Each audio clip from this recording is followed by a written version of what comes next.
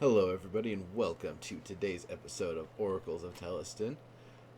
We are going to be kind of doing a little bit of a different thing based on what we've been doing the past few weeks here, and kind of put Harold Baker on the side and talk about some other things for a moment because there's been a lot going on, to be honest, over the past 3 months or so. So Yeah. we've definitely touched on things here and there, but there's definitely some stuff that probably be worth sitting down and talking about, or standing, or whatever. Uh, but definitely discussing here that's a little bit important. And by the way, if you don't see anybody's names on the screen here, it's because I switched over to OBS Studio and did not quite get the names in when I was setting things up yesterday. I forgot about that. So I'm going to handle that right now. Don't mind the text flying around the screen. But yeah, you know all of us already. If not, I am legendary neurotoxin. Digs. Dick Polaris. Millionaire.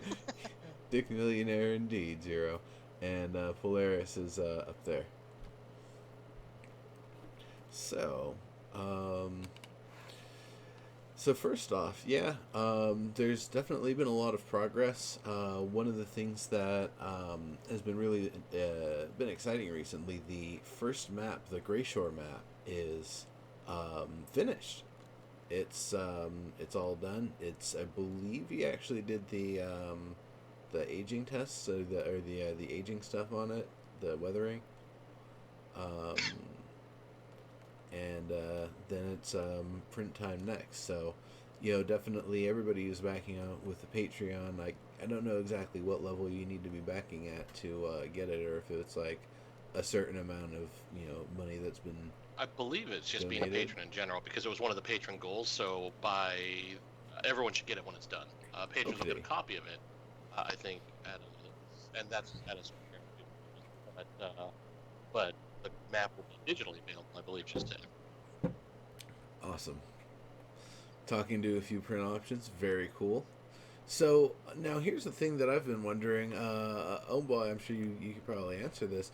Beyond the patrons, are you going to have orders available for people to get one for themselves? For some amount of money. Um, I would imagine some folks maybe didn't realize that that's what being a patron would actually get them, and what the whole participation thing is. So being able to also get more of them in one run of print, I would imagine would help reduce the price a little bit. So is that something that's been considered, or is it going to be a patron exclusive thing, and then later down the road it'll be done another run? Very much like to looking at options. Very cool.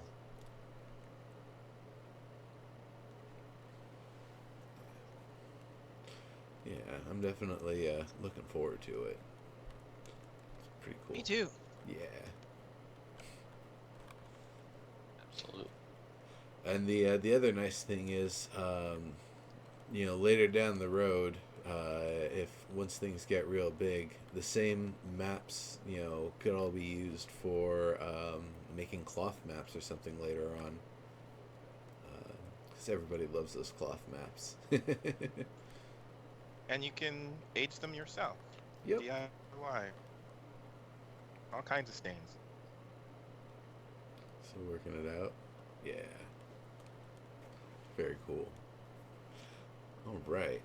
So, just on that note, everybody, definitely check the Patreon if you haven't been. Let's see, I don't have it loaded up right here, but if one of you has it available. But yeah, I think I joined the Patreon a few months ago, and I don't even pay attention to it after that. So I don't know if I've still got money going through, or if it was only for 1 month, or I don't even. Well, you would have gotten an email if it was if there was any payment issues. Well, even so, it's probably going to junk mail instead of my inbox. Um, the only thing that comes through my inbox pretty much is stuff from Best Buy. That's interesting. Do you have a lot of warranties you're managing? No, I have a reward card thing, so I just, see. they just send me email all the Gotcha. time, and what's that? And maybe jobs from monster.com that I never check. Those are the two So, things that pop through my email. yeah. So, it sounds like the next map is likely going to be Anacotha. So, oh boy, that's the other thing I was meaning to ask about. Is Anacotha being kind of, drafted and plotted right now before you start putting pen to ink, or it sounded like this time you're going to do a non-handmade method just so you can get it out there and edit faster. Um,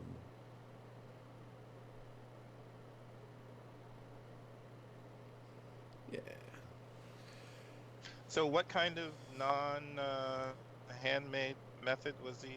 Not dip not pens, not he dip says. pen. Oh, okay. At Okay. least not dip pens. That's understandable. That is definitely a kind of a rough way to go. Very old school. Old school for a reason. It's cool though. I mean, it's definitely nice that that you're able to do one with the dip pen. I mean, that's just pretty awesome in general. yeah, it was ambitious, and it'll be pretty unique. Yeah, so not a period on a Kafka map. Yeah, maybe some fan later down the road that's into doing the dip pen sort of stuff will redo the other maps. There's got to be a dip pen filter somewhere. Oh, I'm sure. So that's pretty cool. So that's been going on. One of the things in general that it was brought up, and I definitely just want to bring it up again, and in case anybody's seeing this and didn't see the fireside, that yeah, things are going on with the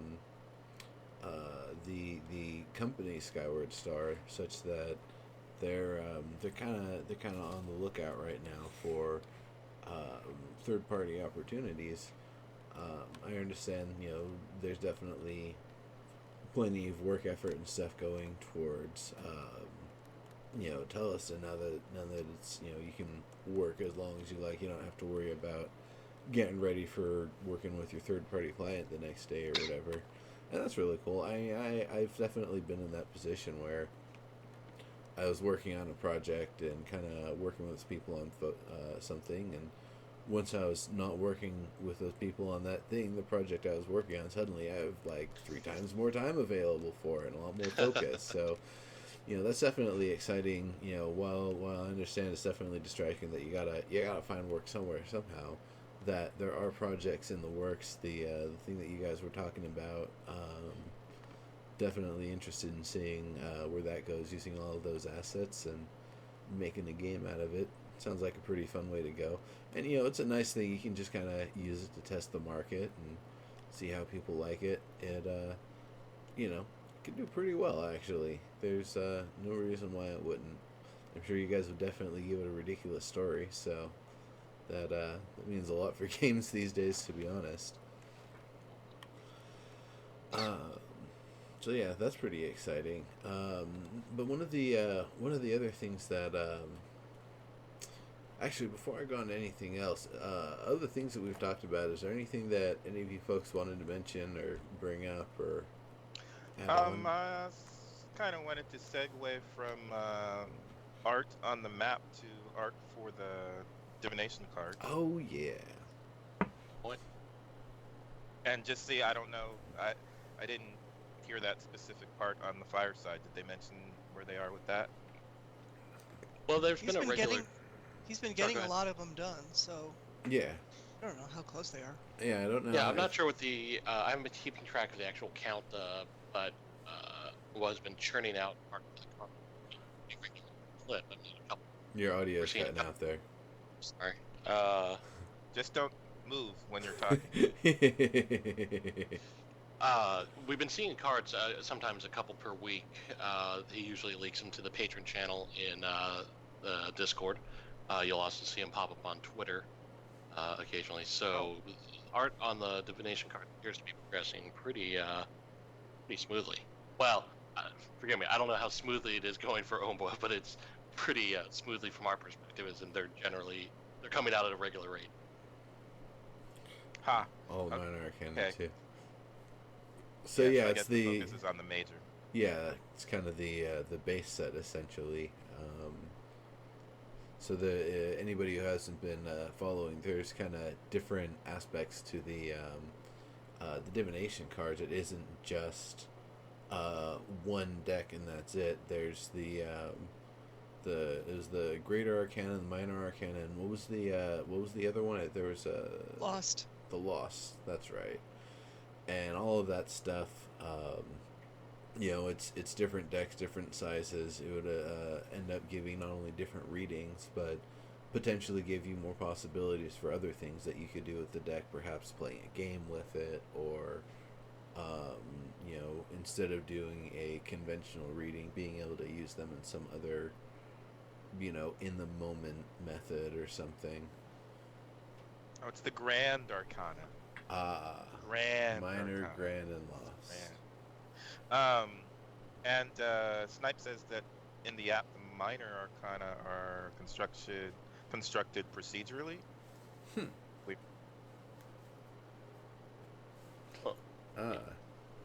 I think I remember how that worked. It was that they had components that they could be made out of, and then were just kind of generated that way, instead of each one being detailed in certain specificity. I would Yeah, the imagine... minors tend to be like a suits of cards. So you have the same icon representing the suit, and then you have the numerical representation of whatever ace through king or however that's going to go. Yeah. That and text field stability each card rather than using. Gotcha. A handmade piece of art. Cool. Oh, okay. Gotcha. Okay. That's pretty neat. And so we're talking about the app. So what's going on there? Yeah, so that's been coming along. It's been getting used in the campaign, and I'm definitely excited to see where it's going. Has the online stuff been reintegrated? I believe that was kind of pulled out. It's still in progress, and I think that was actually, if I remember right, that was actually due to some constraints or requirements with their GameSpark agreements. Oh, I'm right, sure. GameSpark. But I believe they got either app in a pretty good state. Cutting out again, Zero. The app's in a pretty good state. Most of the item descriptions are there possibly all this one app. The dice roll mechanics work. The files can be saved and loaded easily. So really, it's just kind of online integration, player integration. That's kind of left. So that was dice rolls are fine. What else did he say? It's really rolls? dice rolls and descriptions are all in there. It's really just kind of the online integration that's missing. Okay. I see. So it's getting something on their end that. Gotcha. Okay, that makes sense. They have to flip the switch on the account. Yeah. He just needs to bug him, Well, cool. and he hasn't yet because he hasn't finished the work. Okay. Cool. Yeah, I would imagine there probably isn't too much more to go on that. It sounded like it was pretty close for where it's at right now, even. Now, okay, die rolls. Here's a question, and Omba, Snipe, Verde, everybody with the P&P experience. What do you guys think about this? During the show, it was being called out what the skill check roll is supposed to be. Now, there's two ways I've seen of going about this. One is, yes, you announce like you need to roll a 12 or higher. The other way is that you tell people what it is that they're actually rolling for, but you don't tell them the relative difficulty. And the reason for that is it gives you more narrative space. If somebody, barely misses, they get a 18 and they need a 19. You can still give them a substantial clue without giving them the actual information, but not tell them that, hey, you were pretty close, so I'm going to tell you this, but there's more to know. All they know is this is the amount of information that I was able to get out of it, not knowing whether there's more they can get or if that's the extent of it. Or likewise, there's other things for, combat rolls and stuff. Not that you would necessarily hide or change the results. I would imagine you'd write down on a piece of paper what your target is before you show it. That's viable. Yeah, I was going to give me a check against. Yeah, gotcha. Yeah, I suppose if you really, really, really trust the GM. Well, like yesterday, in the playtest, Katrin actually missed a roll. It's one of the few, if perhaps the only one, that anybody missed yesterday. So she missed a roll, except that then the narrator turned around and described what the others were seeing. So as the player, I didn't feel like she was missing anything, because that full description of what everybody else was noticing because they won their rolls was out loud. Yeah, and therein lies I'm a part of noob the with P&P, so maybe I've missed so much and I don't even know. well, and therein lies some of the challenge with games like this and P&Ps in general, is that you have to become pretty good at being aware of what your character knows versus what you know, because players tend to know everything that's happening. It's just the nature of being at a table. So the player has to be aware, yes, I may have heard that description, but my character wasn't there, so my character knows jack shit. Or maybe everyone made that perception roll, but I didn't, so while they were all being like, wow, look at this amazing thing, I was like, damn, that's a really weird looking bug. Mm-hmm. So it's just, so that's more becomes kind of the onus of the player. I think in a game like Theleston, we're going to see, or I would expect, that a lot of the roles are hidden, because knowledge and the parceling out of knowledge and or even incorrect information is pretty important. So I personally would expect to see a lot of hidden targets, like roll me perception or roll me your lore, roll me your academic, but not be given a target number for it. Yeah. And the DM really just kind of doling out whatever it is that's appropriate for that. That's, and I could of course be wrong. We'll see how this actually develops, but that's what I would personally expect. I think it could actually be a feature of the app that could be pretty useful, where the GM actually uses the app to send a die roll request to somebody. It doesn't have to say what the value is when it's sent, or it could, and when they roll on it, you can reveal what the target was afterward, or not.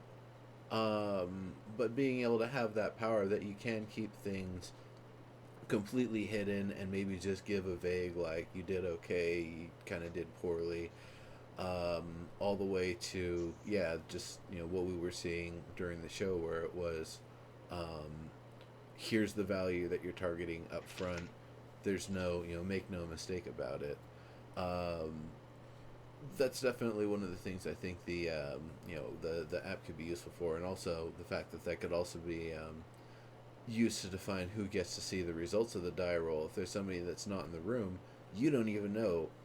You might have seen somebody swing something in the next room over, but you have no idea like what actually happened. Did they make contact or anything like that? So, you might not have the same awareness of that situation as somebody that's in the room, so you wouldn't get to see what the actual result of the roll was.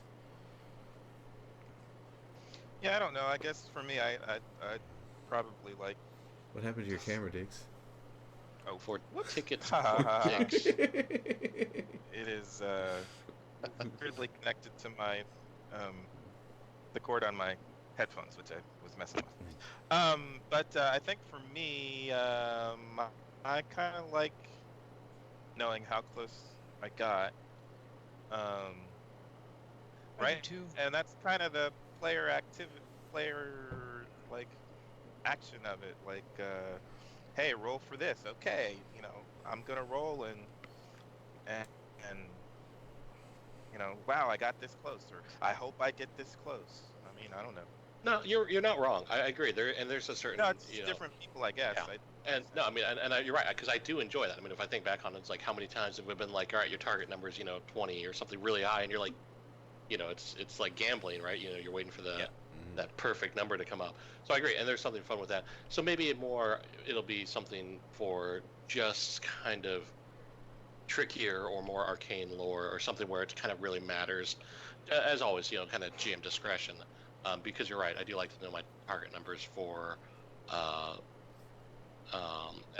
tend to always want them for combat and for anything, maybe physical feats or things like technical challenges, like if I'm picking a lock. But when it comes to lore, I do still get a little fuzzy, because even though I want to know what my target is, because I do, I freely admit I want to know what my target is, I just expect in this kind of world to not necessarily be given it for esoteric information.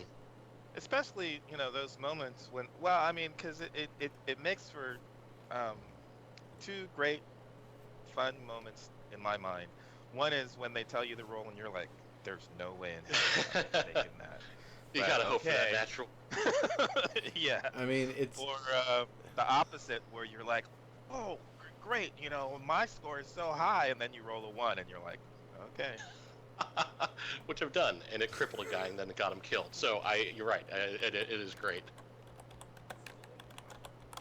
I was his healer, by the way. So I had never once missed a heal. I brought people back from the near brink, and the one time I failed was when he meant to summon a pack of like owls and summoned a pack of bears instead, which became hostile to us. And as we're running away, he like tripped, hurt his knee. I was like, oh, no problem, I'll heal you with my magic rod, which I had to hit them with as hard as I could. It was a power of faith, and I rolled a 1.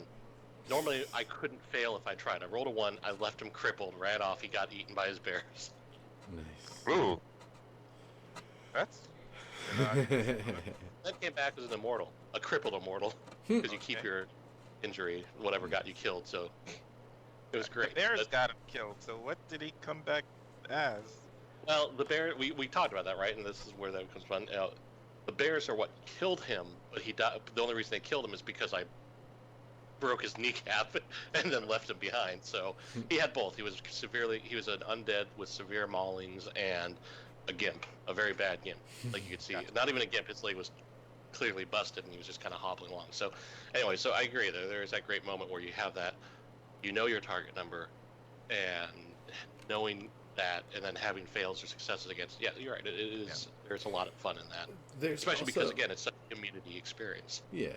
Well, there's also one other thing, and I don't know if it's been considered, if it's been available and just hasn't been used yet. But the idea of some games allow you to have your extra points that you can expend on an action instead of an upgrade. So spending a CP to maybe get a bonus or a second chance at something that's like, it's basically life or death for the team whether or not you can complete this one roll, or seemingly so. That's the sort of thing. It helps to know what the actual target is for something that critical. Sure. So maybe in that situation, if it's like the most important of rolls, it's broadcast to everyone. It's like, this is what the roll is. This is what the skill is for like everybody not dying right now. Right. And so again, kind of back to GM discretion, which is good. And as we've been experiencing it, for the most part, the numbers have been kind of clearly stated and good. I will admit, even though this kind of shoots us in the foot, for the playtest group, I've felt a lot of the target numbers have been lower than I expected. And this could just be the skewing of my character, but because we've used a lot of awareness and perceptions, and my character happens to have a high one. But even looking at some of the characters, there's a lot of people who have pretty highly stacked attributes, and so it's kind of your target number's been a 12 or even a 15. Almost everyone's had a 6 to 8 point buffer towards that already. So to me, they felt maybe a little bit low, but that isn't an open request to make things harder. Just kind of personal feedback. It surprised me that some things that may just be because I felt maybe the challenges really were easier, and that's why the target number was low. But it surprised me to see them be. I guess, like I said, personally feeling, I just felt like they seemed kind of low for what was trying to be achieved. Then again, it could very well be they were just simple challenges, simpler than I perceived them as, or possibly I just thought they were should have been more challenging because it was Verde who was doing the negotiation. Yeah, and this kind of has me thinking of so one of the things that could possibly happen is the difference between rolling for your attribute versus your skill, and then if the GM has your skills, then you don't know exactly why you're rolling for that attribute. And the example of that I think that I'm thinking of is like spot. So if I'm playing D&D, you don't necessarily want to tell people roll for your spot, because then everybody knows, oh, there's something that I should be spotting, even if, and so it's better in that case to roll for your wisdom, say do a wisdom roll, and then everybody can roll that. The GM knows how he's going to apply that. But Right. if you lose it, then you're not like, oh, I need to be searching around. There's got to be some hidden door here or something that I missed my spot, but now I'm gonna feel every section of the wall. It's like playing Rogue. That- You hump every wall and mash S about 20 times. Yeah. So, but it seems to me like with Theleston, the attribute is perception. Yeah, Mhm. attribute is That right? perception. Yep. And It's so a big that's one. That's kind of wonky, because if you're asking people to roll for perception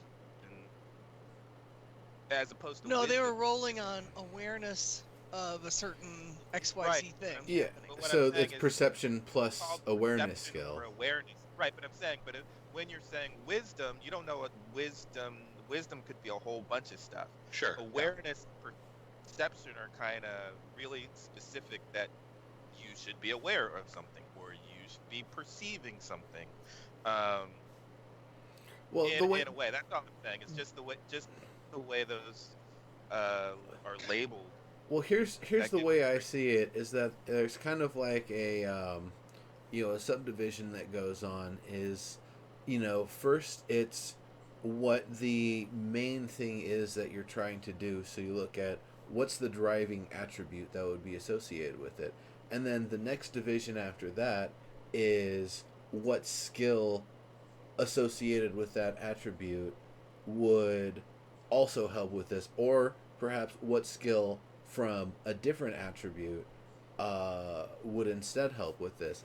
And now that's kind of one of the things that's really GM discretion is something where it might be a brawn specific task, but you have a physique based skill that instead, or a skill that overlaps physique and brawn, where you can apply that instead, and instead of being able to use your explosive strength to hoist the gate up, you just use your raw power to kind of get under it and like slowly raise it up, basically doing the same thing. That I could definitely see, or that could also be something down to GM discretion, that it's one or the other could apply, either attribute. But if you don't have any of those skills, then what it's going to come down to is which attribute associated with the thing you're doing is the highest in the party, and you probably want that person doing it. If nobody's trained, Yeah, but I guess where I'm coming from is the opposite situation. So that's when a player wants to do something, which makes sense. But if say there's something burning, Mhm. and we need to see if the players are aware, are they able to smell the the spark of that, something burning. Um, so what you should do is say everybody roll, like in D&D you might say roll your wisdom, um, and you don't know what you're rolling for. If you miss it, then everybody misses the smell of the burning whatever. But if you're like roll your awareness or roll your perception, Hmm. again See, that see, gives you an idea of be perceiving something. I kind of get where you're coming from, and maybe I might still be a little bit off, but we'll see. I actually kind of like the perception awareness, I guess, combination, because perception isn't necessarily the same as awareness, and I like actually requiring awareness because, right? So my character's a good example. He has really high perception, but his awareness is actually just slightly, or is pretty much average. So it's kind of like I might perceive well. I'm walking along, it's the guy who's walking along, to his destination, and he's just kind of staring at the ground. He may perceive well, but he is not aware. So it would take an outright commotion for him to actually turn and look at something. And then if his perception is high, he might be like, I hear a shout or something like that, so I turn and look, and oh, that's just a couple of friends, and I can really quickly perceive what's going on, or that's a domestic, quarrel, or oh my God, the guy's got a gun, right? Mm. But but if I had a high awareness as a skill, then I'd expect to actually be always looking. I'd expect it to be the guy who's scanning the horizon at all times. He's looking at buildings. He's looking for details. Even if his perception is actually kind of low, like he might miss the details, he is maybe paranoid or whatever his reasons for having. And so I kind of like the perception awareness combo. But I do agree that when you're actually outright saying like, well, roll me for your awareness, you're kind of at that point that like, oh well, something's happening. Yeah. And Now- That's all I'm saying is if you're trying to keep things, where the player kind of in a mystery, there's less mystery, if you're saying perception than there would be if you're saying sure, wisdom. I got you. Yeah, no, I got you right. And wisdom is very kind of blanket. Rolling wisdom is Because if I fail my wisdom, I don't know what I'm supposed to do. If I fail a perception, that means okay, I failed that one, but that means I need to actively start looking for stuff. yeah. And and that's a good example because I've seen it in games where that has this effect of, Diggs roll me your perception, and they're like, oh, I failed, and someone else is like, I feel like I should start looking around. Yeah. And it's kind of like, come on, no, you don't. You don't feel like that. Don't try to game the system. Yeah. We Though, would never do that. Here's the thing: is I think about okay, well, perception awareness to smell a fire. Well, maybe maybe if you're hungry and you're like a resilient chef, you would also notice it's like, oh man, is that hickory? Oh man, where's that coming from? That could definitely be the character as well, and that's I think up to the GM to get inventive. It's like, okay, nobody in this group has great perception, but that guy's an amazing chef, and he's the typical like, big stoner dude or whatever. So he can smell that those cooking ribs a mile away, and he will like home straight in on him. Yeah, you definitely do, Homeboy. I've been seeing that. It's of course that's a GM discretion sort of thing. I could definitely see some, like Shaggy essentially. Could see people going with just a very strict like only these, this attribute and this skill would be the thing they'll detect, or kind of opening it up. Especially I would imagine if somebody actually does detect the fire, then somebody with a different skill could maybe do a roll and determine where it's coming from or something. And I guess because and Diggs does still raise a valid point with the kind of just even by the title and you kind of know it. I wonder if it wouldn't because we've got this companion app, because it can be eventually online linked, how it would be kind of neat to see if there was a method for a GM to push maybe a message to an individual player's app, but that might be asking too much, especially because we can't. There's some people who have argued that says, well, not everyone's going to have, a tablet or a smartphone or a computer to play, this game with, so we shouldn't, put these special features in the app. But I'm personally of the opinion at this point that there's no one in America that doesn't have, or even the world that doesn't have some, technological device that would allow them to run it. It's just really uncommon at this point. So I'd like to see it as a feature, and that'd be awesome. But I guess there's really no way to get around that except for player experience or quality, whatever you want to label it. Again, kind of like the player knowledge thing, right? Like, I know it was a perception check, but I can't just then, it's you're gonna have to internalize that and not, let that influence you, which easier said than done. Sometimes I had a guy I played with who he had a particularly aware character in a White Wolf game, and that's literally what he would do. Is it didn't matter where you went. It's like you enter a new room, I roll my awareness. I roll to see if I notice anything, and it became this terrible litany of, like, you notice that there's, the floor is kind of dirty. What does that mean? It means they don't pay their janitors enough, or something like that. But you do it every room, and ad nauseum. Yeah. And yeah, I agree. Snap. It's 21st century. Most people have it in some form. So I think, leverage the app. Let's make it, worthwhile, because, it actually is a kind of nice solution to some of the challenges of how do you communicate with that player as a GM individually or with the other players without being so obvious about it. Like, I'm passing a really clearly obvious notepad to my, companion, and please just pretend you didn't see that. Yeah. Or one thing that I've seen GMs do in person is they pass everybody a note, but most of them has something that is of no consequence. And that's some dedication. It's one of those, like, you don't know who got the real note or how many people got the real note, but all you got was, like, your character thinks about this during the battle or whatever. That's And that's, if you really kudos want to be serious to about GMs who can do that, because that is, that's a fair amount of work to obfuscate what you're doing. But again, kudos. So, Paul, since I know you kind of knew this, so these are just, again, tons and tons of tricks and things that you see over time. But it all actually represents the constant challenge that P&Ps face, which is player knowledge, because everyone at the table hears everything almost all the time, and then how to, as a player, not necessarily enact upon that meta knowledge. And then also the challenge of how does a GM hide or surprise the other players when they tend to be so aware of things. So that's actually been one of the kind of interesting things with the playtest, is that it's kind of this foray into a digital application, and we're playing it over Sky or Twitch and Discord. So there's an opportunity to message each other privately or to pass notes and do things that are less obvious. But at the same time, I actually find myself, it's an interesting experience, because I find myself being somewhat, I don't want to say annoyed, because it's not a negative feeling, but it's kind of I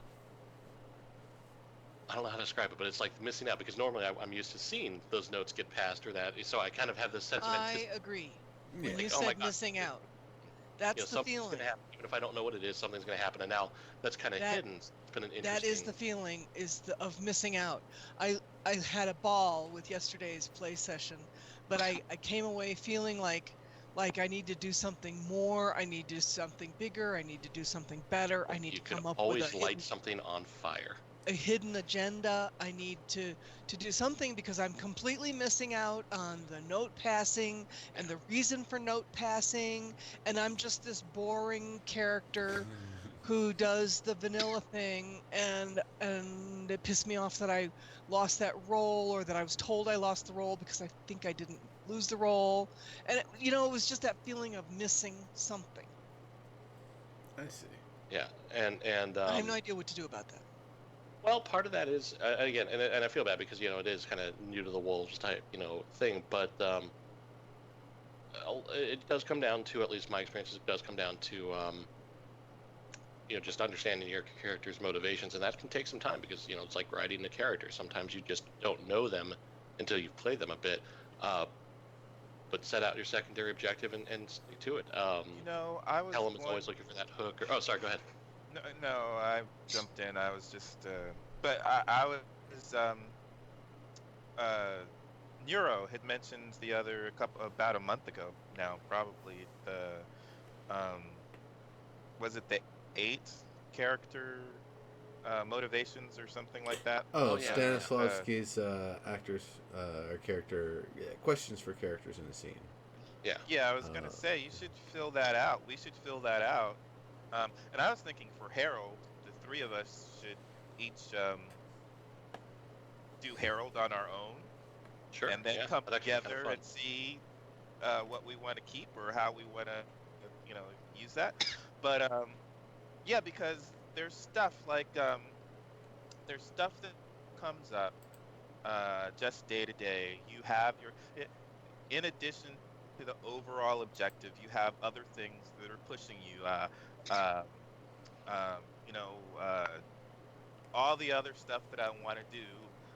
Friday, I remembered that 3 weeks ago I promised my little brother that I would a new charger for his iPhone because I'm responsible for his iPhone. And Friday, I was like, oh, that was 3 weeks ago, and I forgot to send it. And then Friday, he called me from his work. It's like, you haven't sent my charger yet? I was like, oh, I know, I promised 3 weeks ago. I got to do that, and that becomes something that's pushing you to do. Okay, I had all these other plans, but right now, the first thing I have to do is do this because this is coming up. And so finding those things for your character yourself that is going to be, that's what they're focused on. I was thinking something like with an opportunity we missed with Harold is we probably should have offered to help with the meal. Yeah, geez, you're right. Look, right, the baker, chef. At the barracks, yeah. That should be something that was on our minds, just looking at things through the eyes of a baker. I mean, they're eating this gruel. No, you're absolutely right. Holy shit, because they're eating this terrible looking gruel. He should have been like, yes.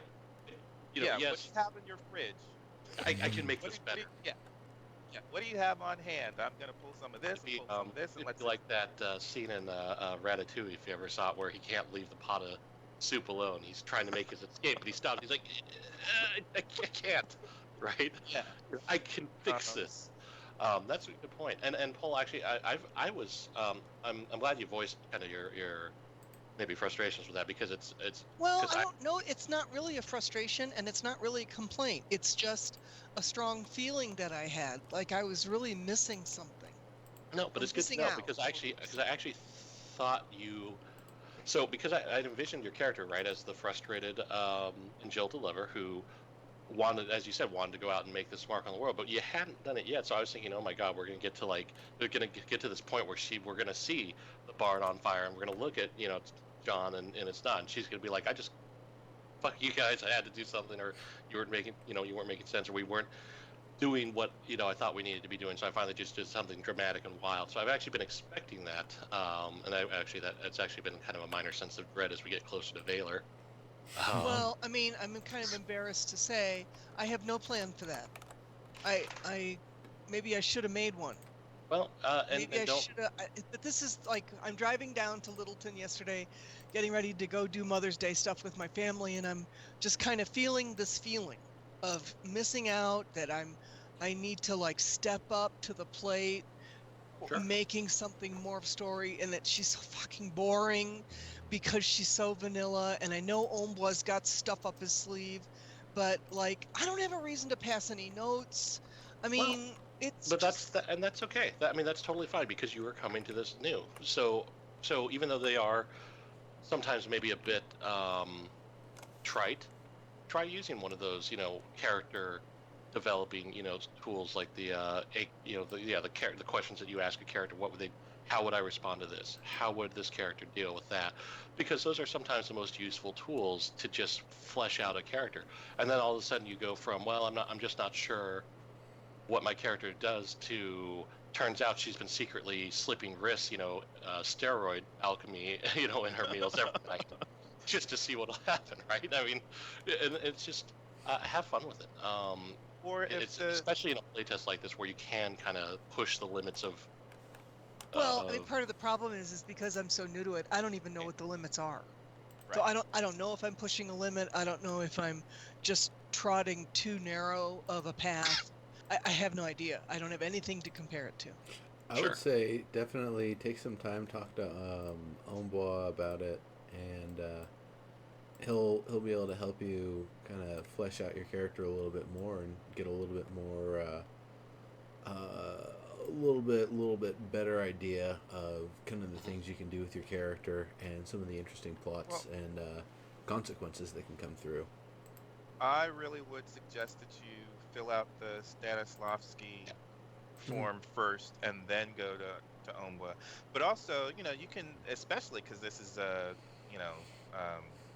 Lovecraftian horror game kind of, give the character an obsession. So, like, if the characters are literally passing notes to each other, maybe your character has to read notes.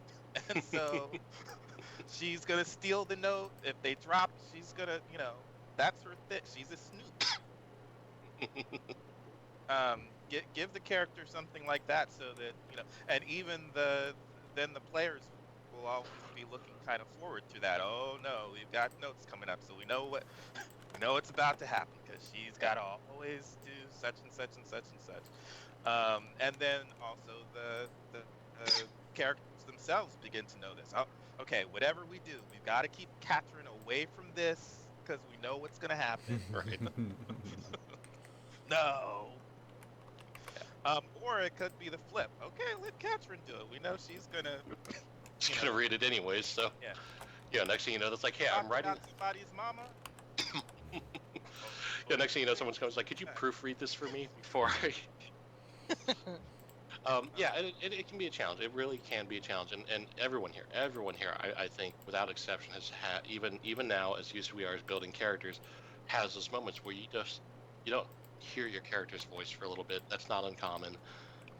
Those questions are a really good starting point, or even just scenarios of your own, where you just look back at the events that we've already had happen, and then say, what would I rather have done with Catherine at that point, and you can still use that to develop the character.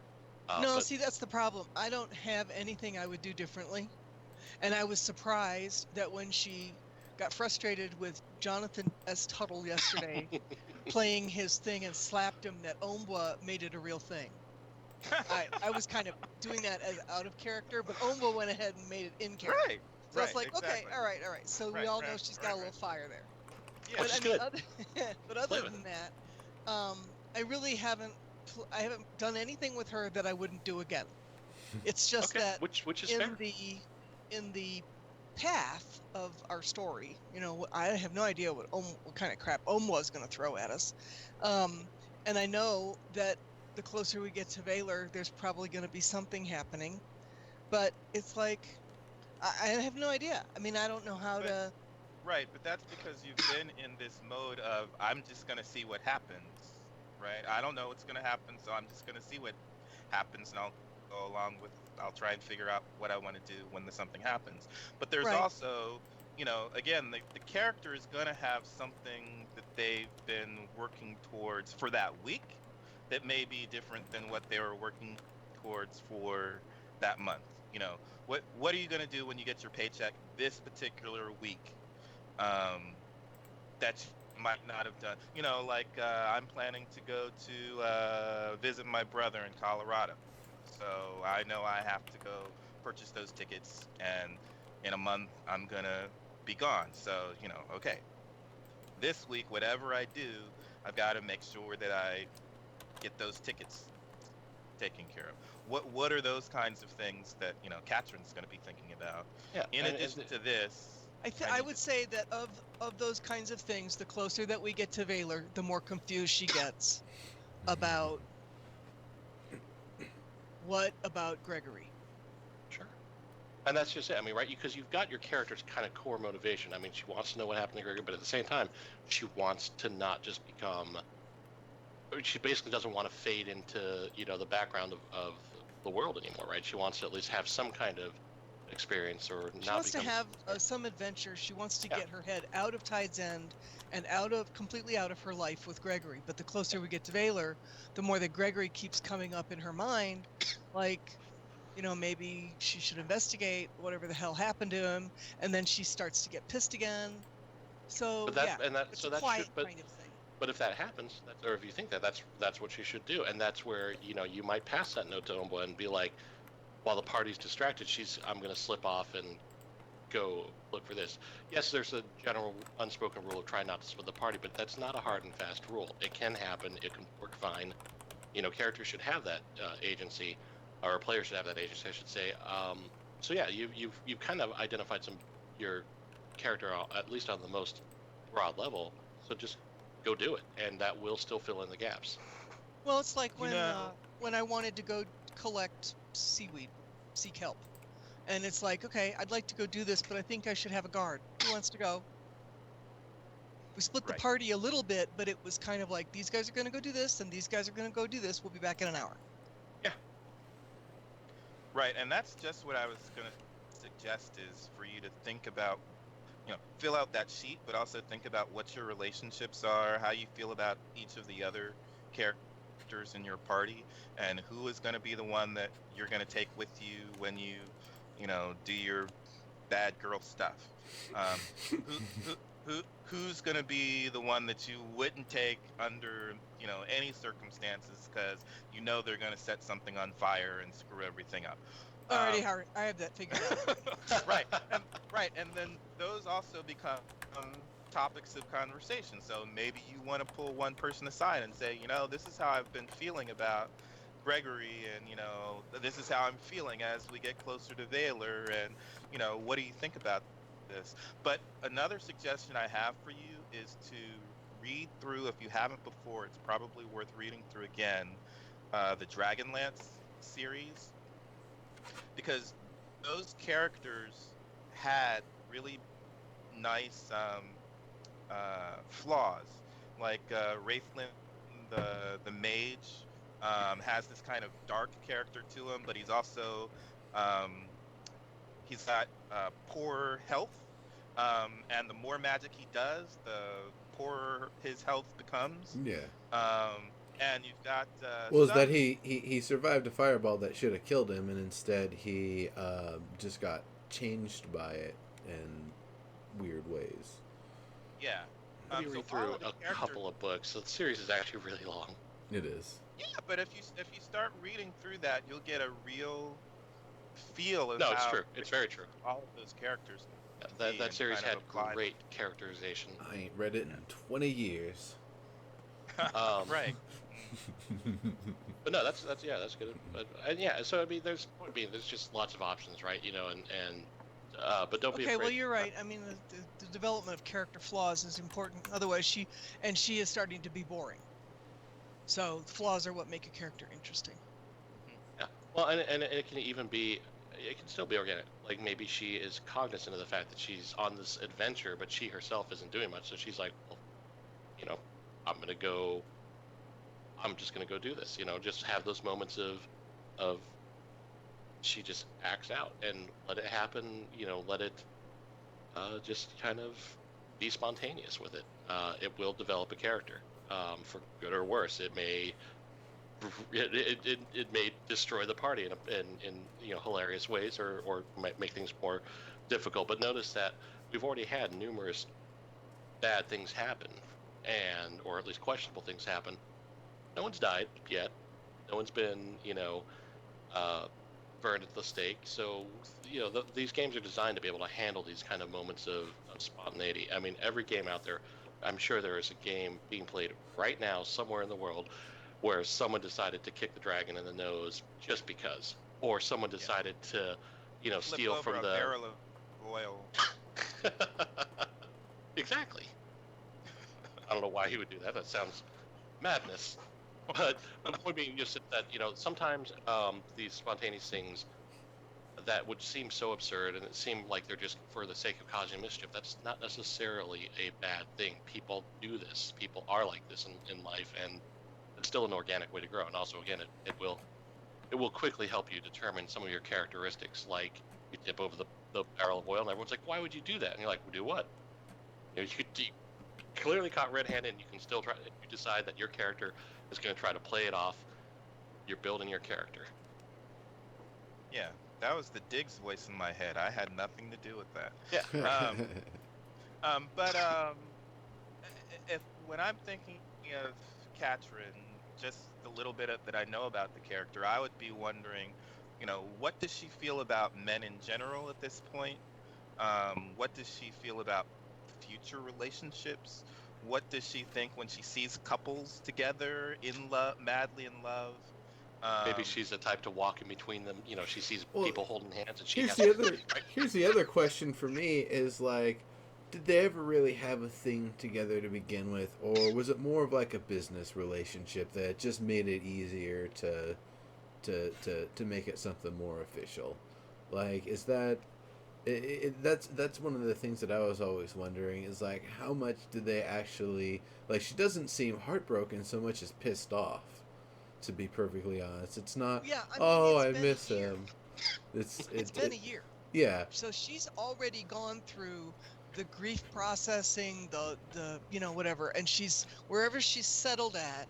She is now in the place of, I want to move on. I don't really know how to move on. I don't know where to move on, but I want to do something completely different because I'm too old. I am now, with him gone, officially a spinster.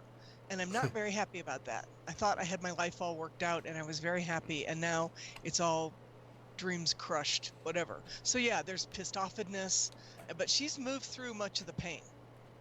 Well, and so how many times has that happened to her? And how does she feel about companionship in general now? It's never going to happen. Romance is always doomed. Those people who seem like they're I don't happy, think they're she's gone there, but I think she feels like she needs to get out of town and do something completely different in order to create opportunities for next. Next week in Theleston playtest, Katrin visits every brothel she can in the first part of Thaler. But yeah, I ran into a woman. This was 20 years ago almost, but she was saying how she was 40 and she'd already been in 3 long-term relationships, like 5 to 7 years, thinking that, hey, this is going to turn into something, and then it breaks up and she's like, well, now I'm 40, I thought this was the one. When is the one going to happen? Yeah, she might not believe in the one anymore. Yeah. So yeah, there's things that you can do, and that she's frustrated, and how does that manifest itself when she's looking at other relationships throughout the world, and attached. Yeah, I think part of it is, it's one of the early questions that I asked, and I think the first play session was what are the agendas? What are the reasons that each of these players have for journeying together? This is not a cohesive group at all. Everybody's got some kind of hidden agenda. Everybody has different motivations. There's no loyalties to each other here. I've told you, it's not hidden. Yeah. His agenda is very obvious. Yes, yours is, yes. Yeah. But I mean, it's like, Chris is the one you gotta watch out for. It's always the quiet ones. It is always the quiet ones that do the paladin type thing. But yeah, I mean, it's kind of like, these people have really nothing in common. They have very limited mutual agendas, very limited. So it's kind of like, I expect any second for people to fly off the handle and shit to hit the fan. I mean, I'm not sure that we're all going to make it to Thaler just because of that. But then build that into your character. Have them start questioning, why are you here? or why are you still continuing? Have her, or maybe she doesn't question it, but she makes that assumption. This is a volatile group that's going to self-destruct or bring me ruin, so I'm going to be making my plans. And so she is quietly packing away her stuff, or she gets into Valor and quietly, is inquiring about alternate methods of travel, or maybe she goes to the authorities and inquires if there's a bounty on this twixt barn burning guy or what. I mean, let her. Yeah, all these things that you think in your head that you're like, maybe this, maybe that, just try them. Or maybe she starts becoming attached to one of the guys there. But that's typical of what happens in like Lord of the Rings stuff. Like lots of people who were, I mean, the characters originally did have a lot in common in terms of their agenda when they, we've got to travel together to get to this point. And then because stuff happens along the way, you start forming relationships because that tends to happen, especially through adversity. Yep. And there's already been some adversity. So, and again, that's, I mean, it would actually be a very boring standard, I guess, if every game was we have to sit and everyone has to know each other and everyone has to be friends and buddies already. Does it happen? Yes. Are there games built around that? Absolutely.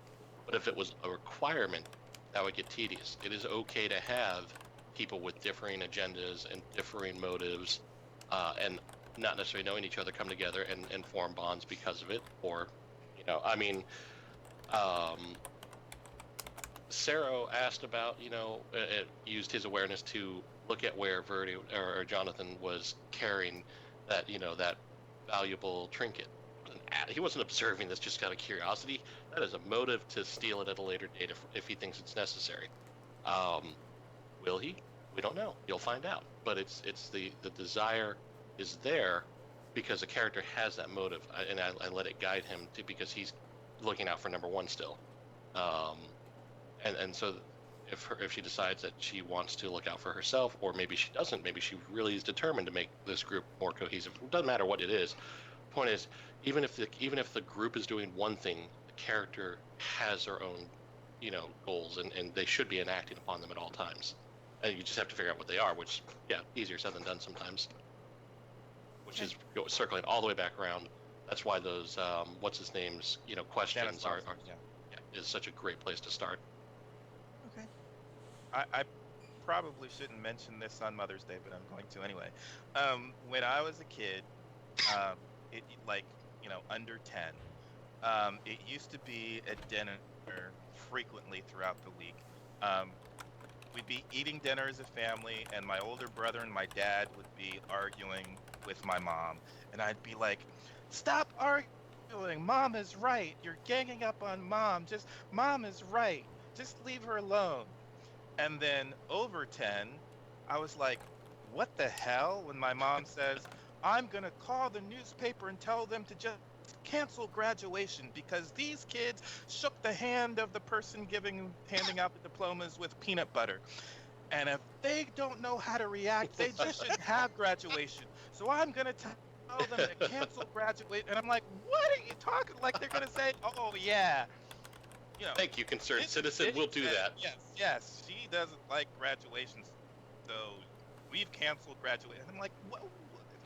That stuff would come up all the time. So there was those two dichotomies of under 10. I was like, no matter what she said, I would be like, you guys just hate on mom so much. She's right.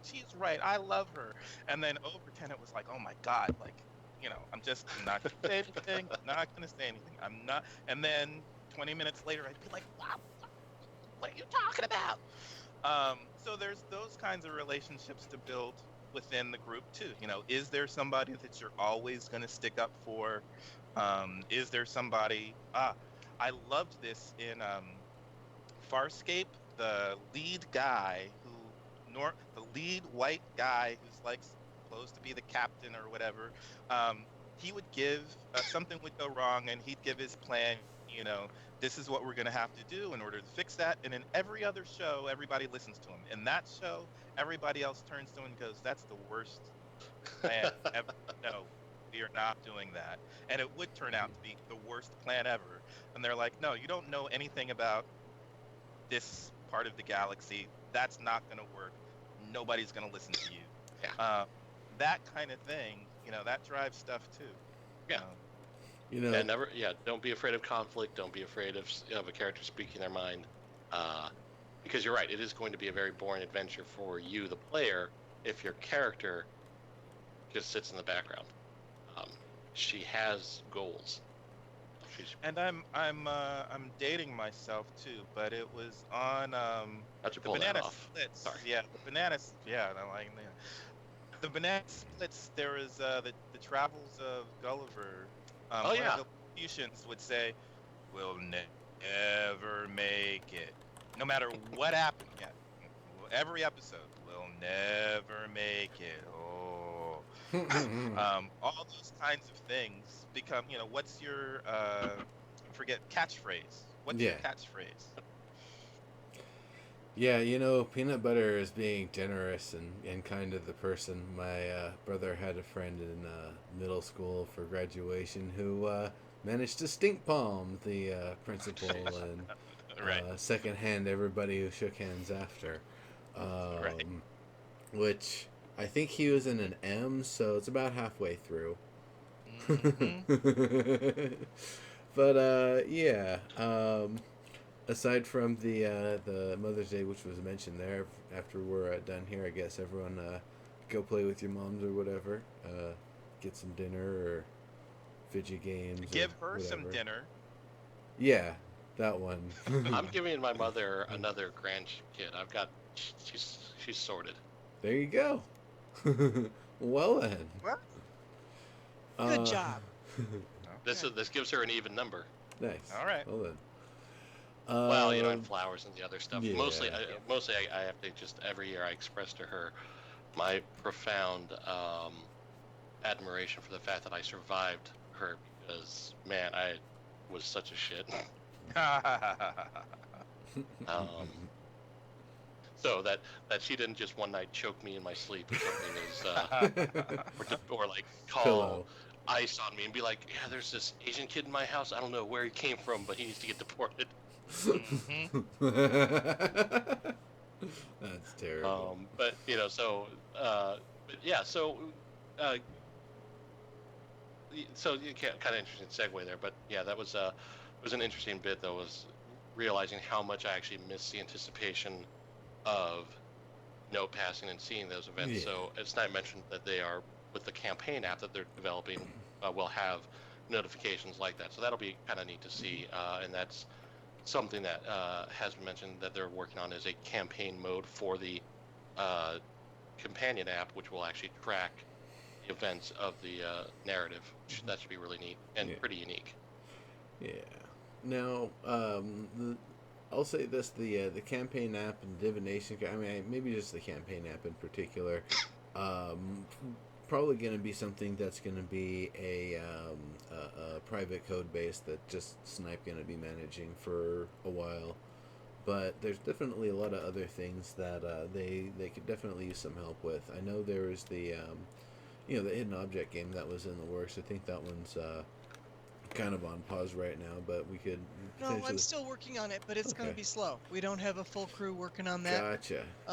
So I am working on developing scenes over in the tool that I'm using, and the story. I haven't seen any work on the story in a long time, but I had 32, I think, scenes that were plotted out in the story at the point where I started doing that. So once we start hitting 30 or 32 scenes being staged, then we need to work on story some more. Gotcha. Yeah, and there was a kind of there was a completed rough draft, I guess, of a story from start to finish and all the major points with Yeah. a couple possible endings. So, and yeah, she's been doing a lot of the scene building. Eventually, though, those scenes will have to be translated into Theleston art, which of course is a challenge right now because art has always been a challenge since Mhm. the project went private to Skyward. But at least that one's at least has the benefit of being pretty well planned out already. Yeah. And Polaris has done amazing staging and everything, so that it is essentially, when it comes time, it's polish off the story and translate the art, the prototype scenes into Theleston art, and fill in the blanks with the coding. The divination cards are, like I said, they're progressing really well. The art's being done.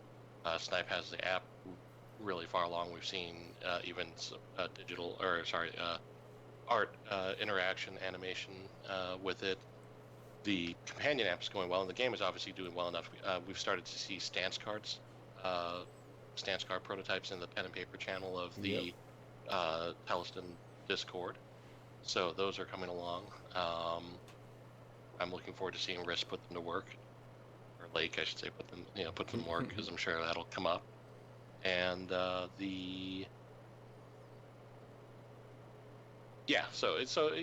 things coming along, and all told, pretty good progress for something that for a long time was only being able to be worked on a few days a week, on the side of their other work.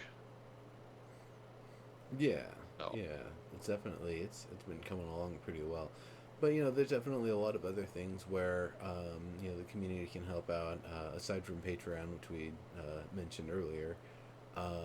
Definitely helping out social media, any art, just telling your friends about it. If you play D&D or anything with a group of friends, once the campaign's over, you're like, hey, I've got this other game we could try out for a little bit, and give it a shot. It's if you feel like kind of helping proofread, or going over the existing content, filling out content that we know from various sources and putting it into, I believe we have some sort of a wiki, don't we?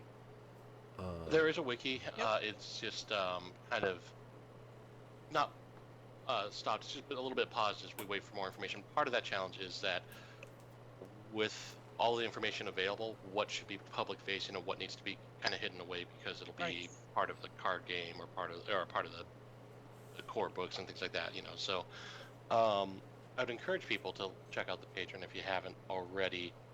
Every dollar helps, but also because they're rapidly approaching their goal to be able to outsource artwork, which is a major hurdle right now. So as soon as they can actually start paying other artists, that lets them focus on some more core stuff and lets them get some quality art to supplement their work. So that'll actually speed things up. And for those who maybe don't tune into Oracles regularly, or the Fireside regularly, things like that, or even the playtest, watch it. Even if you're not quite thrilled with the product yet, or maybe you're just waiting on your turn for the playtest, watch it anyways, because views matter. That gets more attention. It gets word out. It's a serious underground drive otherwise, and so those little things will help. Plus, they're interesting. We're at a point now where you can actually see the fruits of the labor, so to speak. So I encourage watching them provide feedback on it, because it's now's the time. Now's the best time to do it. Yeah.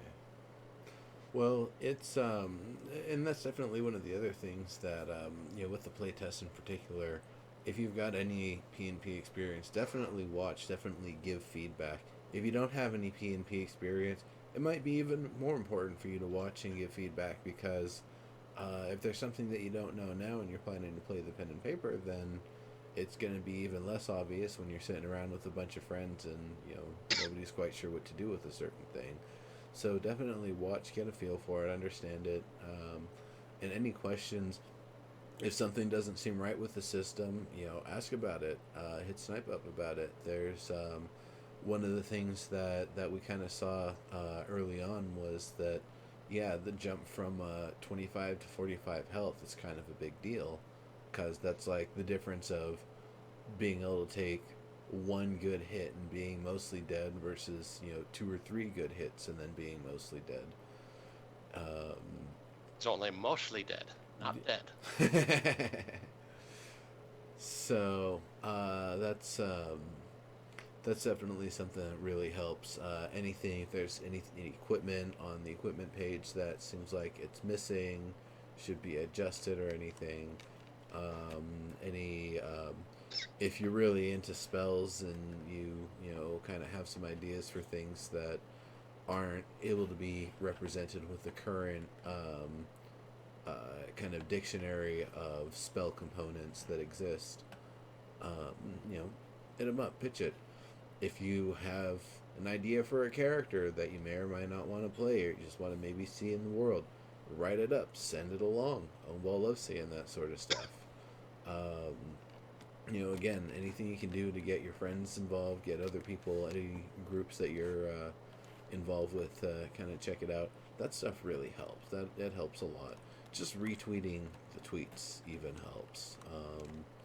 Or, you know, tweeting about it, taking a picture and putting it on some other social media where you don't usually see Theleston. You know, all of that stuff is great. I know there's a lot of people that are into this sort of thing from a lot of different angles and perspectives, and it's really just a matter of reaching out to them. But I know personally it always feels really like weird and corporate, even for an indie, to come through on like a group that I'm in and be like, hey guys, I want you to check out this product we're working on. It's really cool. It's got this, this, and this, and here's who we are. We're this, this, and this. It's like, yeah, that's you're a business. That's all right. I'm gonna keep doing what I'm doing. So, you know, it's really actually hearing from people that like, this is something cool. You should definitely check it out, and hoping that they do and like it and spread the word to other people. It's you know, it's really going to be critical for the community to grow over the next couple of years, I would say, to a point where, you know, there's enough people paying attention to it, buying stuff, being ready to pre-order if pre-orders are a thing that will happen, hitting up the Patreon for exclusive stuff, etc., that, you know, it'll be its own sustainable project, and Skyward won't actually have to look for third parties and can maybe actually start hiring on more to their crew finally. So, you know, we'll definitely see where things go, but they're tapped out for resources. They're doing everything they can. So if you want to see things go better, further, and faster, it's up to you. You know, it's that old, you know, Smokey the Bear line. Only you can prevent forest fires, which sadly now is truer than ever because certain things have been defunded. So yeah, no, it's definitely up to us, the communities, the interested folks, to you know, move things forward if we really want to see things move forward. Otherwise, you know, they'll keep moving at their own pace. They're gonna make it whether we like it or not, I think. So, you know, it's their own passion project. So if we all just randomly disappeared, if it was the Rapture and just the three of them left, then I'm sure they'd still make Theleston. So Oh boy, well, I hope it's not the Rapture, otherwise I'll still be around. I'm sure most of us would under those terms, but yeah. Anyway, yeah, so that's about it. If you folks had anything else, otherwise we're gonna be breaking here pretty soon. Nope. I hear silence. All right. Well, that's it for the show, everybody. Thank you all very much. We will be back in 2 weeks with more Harold and his adventures. Till then, and see you later. Next Sunday there is the next Sunday we have another playtest. Oh yeah. For the Theleston P&P. So check it out on the DOP crew channel. Tune into Discord if you haven't already, or the Theleston website. But yeah, we're rolling straight into another session. So look forward to seeing what Insanity Catherine brings. Sounds good. Finally. All Right. Cool. See you there.